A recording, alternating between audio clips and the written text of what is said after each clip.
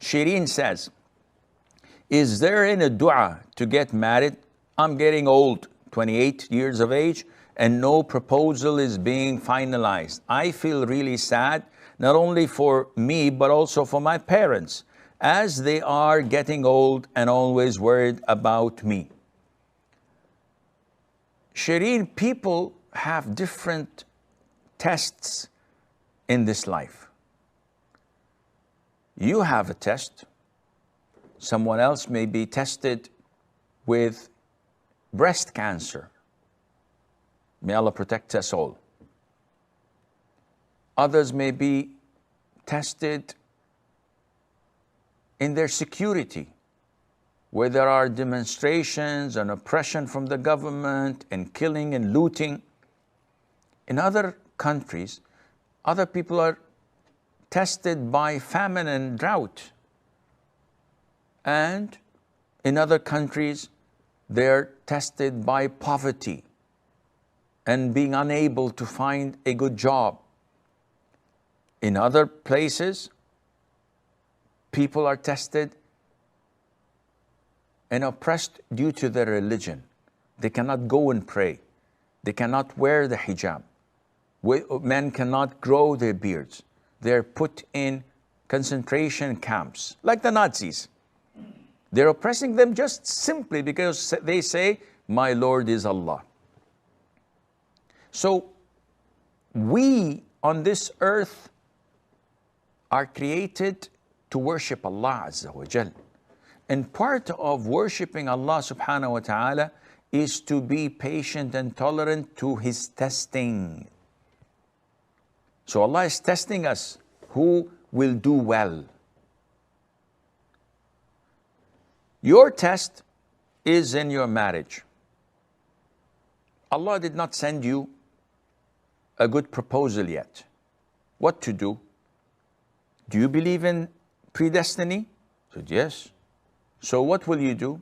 Will you just sit idle and be depressed, or move on? Live your normal life like Allah told you to do. When it is predestined, it will come. And if it doesn't come, it is predestined, accept it. Your journey ends when you die, and this is going to happen in few decades, maybe less. So don't waste eternity over complaining about something that only Allah Azza wa Jal predestines and knows when it is best for you. Now, having said that, always look at the bright side. Look at the full half of the glass, of the cup, rather than looking at the empty half of the cup. It's the same cup, it's the same mug. Half of it is full, half of it is empty. Describe it. If you say it's half empty, then you're pessimistic. If you say it's half full, you're optimistic. Look at the bright side of the situation. You're not married. You're 28 years of age. Your parents are depressed because you're not married. Okay, this is scenario one. Scenario two, a good proposal comes, or you think it's good, you get married, you get pregnant, and you discover that he is an abusive person, he doesn't pray, he's a drug addict, and you did not know all of this. After a year or two of being tortured, you're divorced, you go back home with a kid or two to your parents. What is best? To have remained without a husband, or to go through this calamity? Do you mean, Sheikh, that everyone who gets married will go through this? No. I mean that you have to think positive with the position you're in. Always be grateful to Allah. It could have been worse. So Alhamdulillah Azza wa Jal. Make general dua. Always try to make dua at times of acceptance. When you're prostrating, make a lot of dua. Oh Allah, grant me a righteous and pious and rich husband. When before salam, the same. Between adhan and iqamah, 5 times a day, the same. When it rains, the same. When it is the last third of the night, the same. All of this is going your way, so you try your level best to make dua to Allah Azza wa Jal, and Allah subhanahu wa ta'ala, whenever it is best for you, He will make this happen. And Yosha from India. Assimalhakeem, Sheikh. Astaghfirullah. So in Surah Sa'ad, Prophet Dawood alayhi salam, he was praying in his mihrab and two angels came to him in form of men, in form of two brothers. And this startled him and they basically wanted him for his consultation in their affair. Now, without going to the actual affair, since it would be too long for the call, their affair looked very obvious to human judgment, and Dawood alayhi salam also passed that obvious judgment. And immediately he realized he was wrong and then prostrated, asking Allah for forgiveness. Now, my question here is this story and evidence that it is important to hear from both the sides before passing the judgment? Jazakallah khair.